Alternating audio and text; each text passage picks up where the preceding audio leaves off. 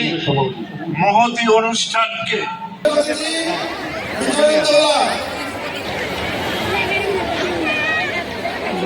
মানুষ কতটুকু নির্লজ্জ হলে এই কাজটা করতে পারে। এই জনগণ থেকে পালিয়ে উনি জীবন বাঁচিয়ে চলে গেছে।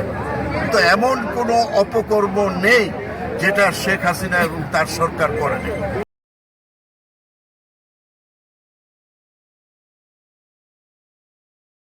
তারপরে এখন ভারতে বসে সে উস্কানি দিচ্ছে।